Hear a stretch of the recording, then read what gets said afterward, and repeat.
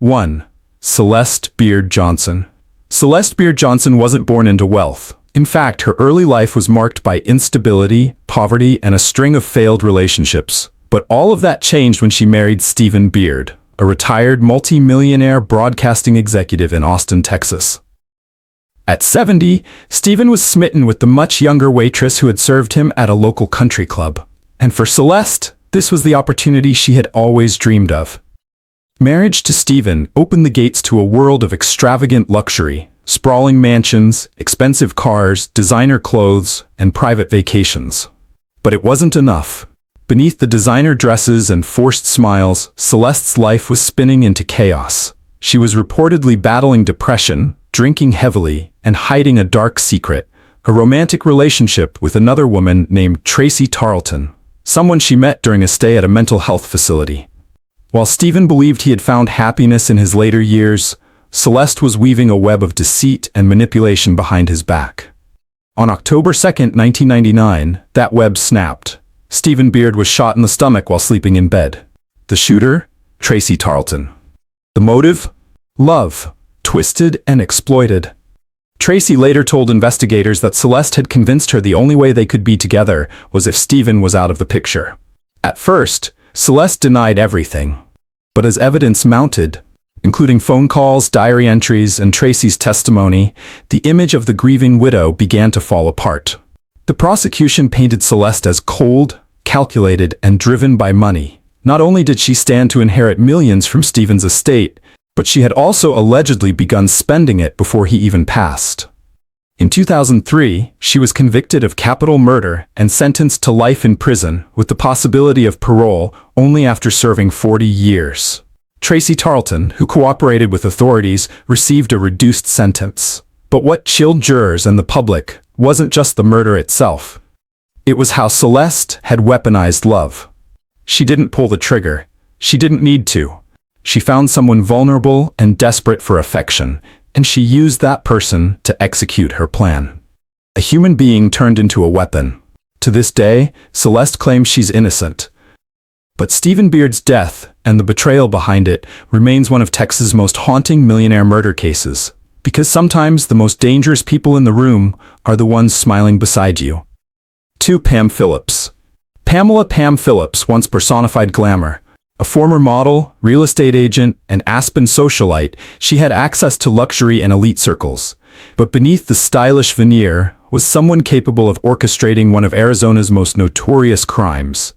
The car bomb murder of her millionaire ex-husband. Gary Triano was a successful real estate developer in Tucson. He and Pamela married in the 1980s, had 2 children, and divorced in 1993. Despite the divorce, Pamela retained control of a $2 million life insurance policy on Gary, with their children as beneficiaries. On November 1, 1996, after finishing golf at an upscale country club, Gary returned to his Lincoln Town car, only to witness it explode. A hidden pipe bomb killed him instantly. The investigation revealed shocking details. Surveillance pointed investigators toward Pamela's associate, Ron Young, and the discovery of a van linked to him filled with Triano's divorce papers and other incriminating evidence. Authorities built a damning case. Prosecutors alleged Pamela paid Young $400,000 to build and plant the bomb in exchange for the life insurance proceeds. As years passed, Young was convicted in 2010 of first-degree murder and conspiracy. In 2014, Pamela stood trial. Despite her protestations of innocence, even amid recorded correspondence with Young, she was found guilty of first-degree murder and conspiracy. Both were sentenced to life in prison without the possibility of parole. Pam's full-throated denial was one of the moments that divided the courtroom. Clad in an orange jail jumpsuit, she declared, "I am innocent. I am innocent," turning to face a gallery filled with Gary's grieving family. Yet, investigators were unwavering. One prosecutor noted that while Young pulled the trigger, it was Pam who engineered the scheme, and one who betrayed not only her ex-husband but her own children. Even now, nearly 3 decades later, the case remains active in the public eye. In 2023 to 2024, Pam's lawyers filed post-conviction appeals citing new DNA evidence from the bomb, and the renowned news magazine 2020 re-examined the case in early 2025. Though the state continues to oppose a retrial, the conversation has reignited. In the end, Pam Phillips is serving the rest of her life behind bars, a figure who traded everything for vengeance, and ultimately, forever lost even the remnants of her socialite status. 3. Sante Keems. She called herself the Dragon Lady, and for good reason. Sante Keems lived a life threaded with opulence, manipulation, and murder. Married to millionaire motel owner Kenneth Keems Sr., she appeared to enjoy the high life, mansions, designer attire, and social power. But behind the glamour hid a calculated criminal mastermind. Sante's criminal exploits were as diverse as they were ruthless. Arson, fraud, identity theft, even enslaving vulnerable domestic workers. All executed without missing a beat. She was the silent predator, her son Kenneth Jr., her reluctant accomplice and pupil. Together, the duo defrauded, torched, and terrorized across state lines. In March 1998, businessman David Kasdan was found shot in the back, discarded in a dumpster near LAX. The accused, Sante's son Ken, hired to kill Kasdan after he threatened to expose their fraud. Weeks later in New York, their most chilling crime unfolded, the disappearance of 82-year-old socialite Irene Silverman. Sante had insinuated herself into the elderly widow's life under a false identity.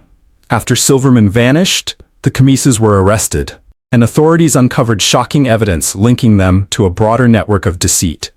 Traceable items, fake deeds, and wiretaps all painted a picture of one goal: to seize Silverman's $7 million townhouse. In 2000, Sante and Ken Jr. were tried in New York. Despite nobody ever being recovered, they were convicted under a stunning 118-count indictment, including murder, forgery, theft, arson, and conspiracy. Sante was sentenced to 120 years behind bars, while her son received a similarly brutal sentence. Sante maintained a chilling coolness even during sentencing. She accused prosecutors of witch hunting, compared her trial to Salem-era hysteria, and tried to influence media coverage directly from the courtroom. The judge castigated her, calling her a sociopath. Sante Keems died incarcerated in 2014. But the legacy of her crimes, the disappearance of a beloved socialite, the trail of flames and fraud, continues to fuel public fascination. She wasn't just a criminal, she was the architect of destruction, who molded her son into a weapon and shook the foundations of trust in marriage and motherhood. 4. Lori Isenberg. Lori Isenberg seemed to have it all. A loving 17-year marriage, a rewarding career as executive director of a nonprofit helping families find affordable homes, and the respect of her community. But behind the idyllic image, she was hiding a devastating secret, and it unraveled on a serene morning out on the lake. On February 13, 2018, Lori and her 68-year-old husband Larry set off for a sunrise boat ride on Lake Coeur. What Lori later described as a tragic accident, Larry slipping overboard while fixing the motor, quickly began to unravel under the weight of evidence. Weeks passed before Larry's body was found. Autopsy results delivered a shock. He didn't drown. Instead, his system contained a lethal dose of diphenhydramine, Benadryl, more than 70 times the normal amount. Authorities turned their attention to Lori. Then, investigators uncovered her double life. Not long before Larry's death, Lori had been fired from her role at the North Idaho Housing Coalition for embezzling over $500,000 from the nonprofit. She'd created shell companies, forged invoices, and funneled money to her daughters. 2 years later, in February 2020, Lori was officially arrested for Larry's murder. She initially pleaded not guilty, but the mounting evidence made a trial inevitable.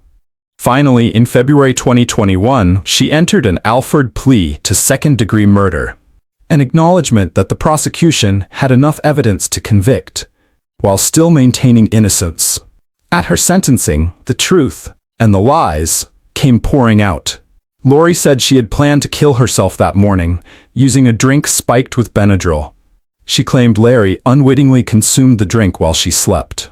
"If I wouldn't have had that bottle in there," she said, "he would not have accidentally drank it." But prosecutors and family weren't convinced. They argued she killed him to stop him from discovering her embezzlement. In May 2021, Judge Scott Wayman handed down a sentence of life in prison with at least 30 years fixed, calling Lori's version of events her truth, but one that didn't hold up under scrutiny. Her stepson, Dean, voiced the heartbreak of surviving children, saying, "He loved you, he trusted you, and you killed him.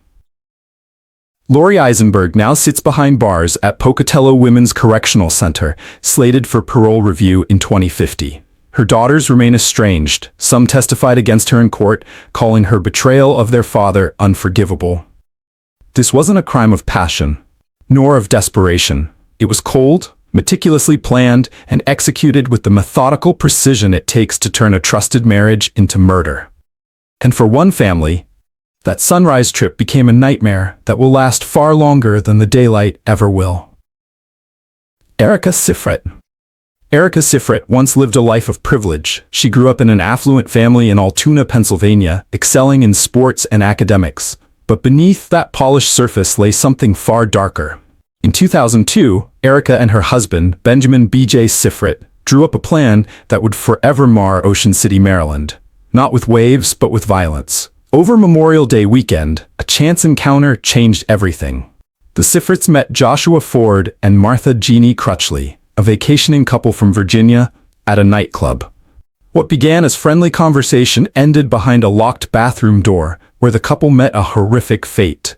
Erika falsely accused them of stealing her purse, and when they tried to escape, her husband fatally shot them. The pair dismembered the bodies and disposed of them in dumpsters across state lines. The story unraveled when Erika and BJ were caught burglarizing a Hooters restaurant days later. Among the stolen items found in Erika's purse were the victims' IDs and letters belonging to them, evidence that linked the couple directly to the murders. At her trial in 2003, Erika appeared composed yet chilling. Prosecutors painted a disturbing portrait: trophies kept from the victims, meticulous preparations in disposing of bodies, and Erika's own confession about her role. She was convicted of first-degree murder for Joshua Ford and second-degree murder for Martha Crutchley, receiving life in prison plus 20 years. Her husband BJ was sentenced to 38 years for his role. Both have since been denied parole, Benjamin in 2022, and Erika remains behind bars under her full sentence. The judge who sentenced the couple called it a thrill killing, a term that still sends shivers through those who unpack the case. Their crime wasn't about money, revenge, or motive. It was about power, control, and disturbing detachment. Erika transformed a violent act into a twisted game, where the victims became trophies in a scenario that felt more ritual than crime. She was the harbor hostess turned nightmare, the wife with nothing left to lose but everything to destroy. And now, Erika Sifrit remains trapped not just in prison, but in a story that reminds us, sometimes the most terrifying monsters hide behind the most ordinary faces. 6. Dena Thompson. She liked to call herself the Black Widow. But to those who knew the truth, Dena Thompson was something far more calculated and cold. Born in North London in 1960, Dena married multiple men under false pretenses, all while weaving a web of lies, fraud, and eventually, murder. What began as deception ended in death. Dena's first marriage was to Lee Wyatt, but she soon duped him with wild fabrications, staged abuse, and went on to steal thousands. Her real jaws dropped, though, when she married for a second time to Julian Webb, a media executive, on his 31st birthday in June 1994. That evening, after serving him his favorite hot curry, which masks the bitter taste of antidepressants, Julian died suddenly. His mother, locked out of the house, sensed something was wrong. She fought a legal battle to prevent the body from being cremated, and eventually, the body was exhumed in 2001. Toxicology revealed fatal overdose of barbiturates and aspirin. Dena's calm demeanor remained untouched by grief, until enough evidence forced her hand. Following the exhumation, police exposed Dena's tangled web of lies, bigamy, theft, fraud, and suspicion that she might have caused other disappearances. In 2003, a British jury convicted her of Julian Webb's murder. A judge described her as utterly ruthless and without pity, while a lead detective remarked, "This woman is every man's nightmare," citing her decade-long pattern of targeting men sexually, financially, and physically. The court set her minimum term at 16 years, meaning she wouldn't be eligible for parole until 2019. In prison, Dena never expressed remorse. Instead, she mastered manipulation, from early parole bids to intensive rehabilitation programs, all while retaining control over her narrative. In 2022, The parole board determined she was suitable to be released, paving the way for her actual release in June 2022, after nearly 19 years behind bars. Restrictions would include curfews, tagging, and monitoring, but the Black Widow was free again. What makes Dena's story unforgettable is not just the murder, it's the chilling precision with which she executed it. A favorite meal turned fatal, a lover targeted through hospitality, a woman who sold safety then stole life, and in the end, escaped its consequences, at least temporarily. 7. Patrizia Reggiani. In the world of high fashion, few names carry as much weight as Gucci. And within that realm, one woman's fall from glamour to infamy captured the world's attention. Patrizia Reggiani, the ex-wife of Gucci heir Maurizio Gucci. Married in the 1970s, Patrizia frequently dazzled Milan's social elite, dripping in couture, hosting grand parties, and littering her conversations with subtle boasts of her status. But beneath the designer dresses and salad days lay a growing bitterness that would turn lethal. After a turbulent marriage and divorce, Maurizio moved on, falling in love with another woman and planning to reduce Patrizia's alimony. Consumed by jealousy and resentment, Patrizia allegedly turned to an unlikely advisor, her psychic friend, Giuseppina Pina Auriemma. In 1995, those whispers led to murder. As Maurizio arrived at his office one morning, a hitman shot him dead on the steps, just as the fashion world watched in shock. 2 years later, Patrizia was arrested and tried for orchestrating the assassination. Prosecutors argued that the motive was a destructive blend of envy, pride, and greed, a high-stakes battle over money and legacy.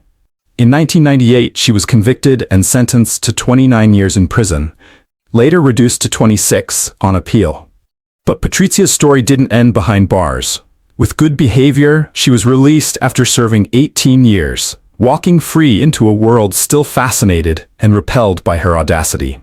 She returned to public life with the same air of entitlement, famously declining parole that required work, stating, "I've never worked in my life, and I don't intend to start now."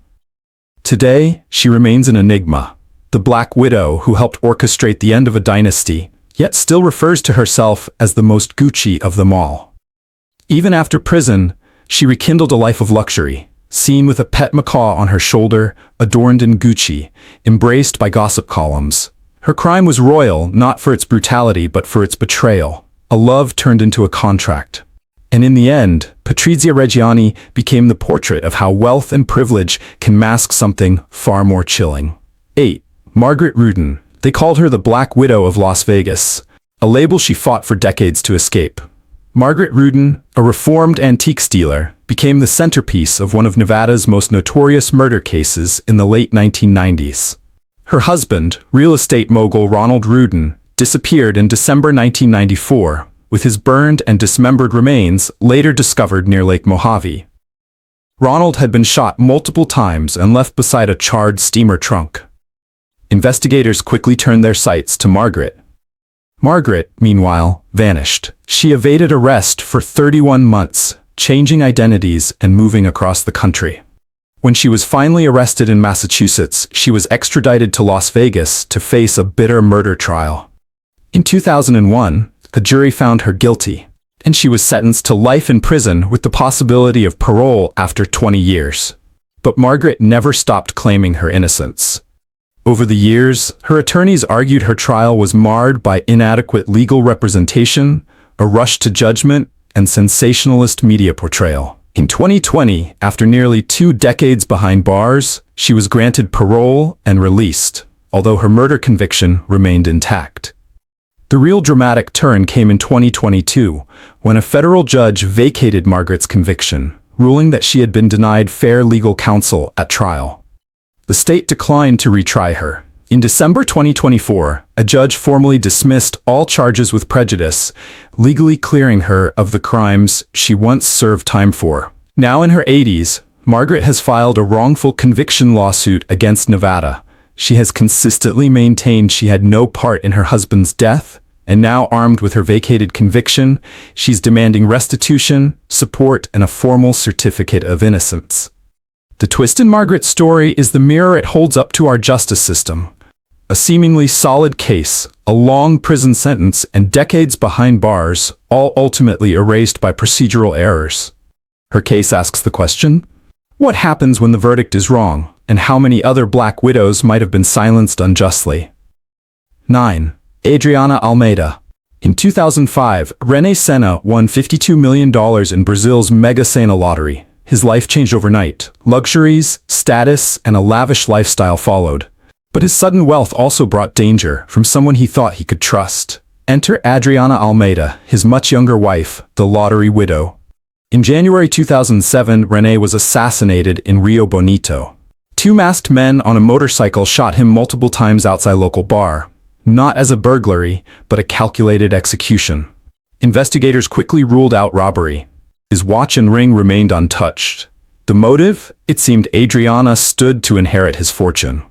Within days, suspicion turned toward Adriana. Her stepdaughter and René's sister openly accused her of orchestrating the murder. Rumors swirled of an affair. Adriana, who had withdrawn $300,000 from their joint account days before the crime and purchased a penthouse, was now a suspect. After her arrest in January 2007, an intense investigation followed. Authorities uncovered evidence linking Adriana to the plan, phone records, testimony from workers on the farm, and conflicting alibis. She also had the nickname Egua Lura, blonde mare, used in her phone contacts. The first trial in 2011 ended in acquittal amid procedural questions, but the verdict was annulled due to legal errors. In a retrial concluded in December 2016, a court found Adriana guilty of murder, sentencing her to 20 years in prison. It was a landmark case in Brazil, a lottery widow accused of plotting her husband's death for money, with watchers noting how quickly privilege turned into paranoia. As of reporting, Adriana remains in custody serving her sentence. Her name remains a warning. Extreme wealth doesn't wash away betrayal. It may expose it. They had the mansions, the vacations, the luxury cars, and the lives most people only dream of. But behind the designer sunglasses and gated estates were secrets so dark they shattered not just families but entire legacies. These weren't women fighting for survival in desperation. These were millionaire wives. Women who at one point had access to privilege, power, and wealth. And yet, they chose murder. Some killed for control, others for insurance, some out of jealousy, some out of sheer greed. The common thread, every one of them believed they could get away with it. What makes these stories so haunting isn't just the brutality of the crimes, it's the coldness of the betrayal. Husbands who trusted their wives, lovers manipulated into becoming weapons, children caught in the crossfire. Lives destroyed by people who once promised loyalty. From Texas to Italy, from Las Vegas to São Paulo, the lesson is the same. Money doesn't guarantee morality. In fact, for some, it seems to magnify the darkness that was already there. These women used charm, beauty, and wealth to disarm suspicion, but justice eventually caught up. Think about it. What causes someone with everything to throw it all away? Is it addiction to control, a hunger for more? Or the belief that their status makes them untouchable? We often think of criminals as people on the fringes of society.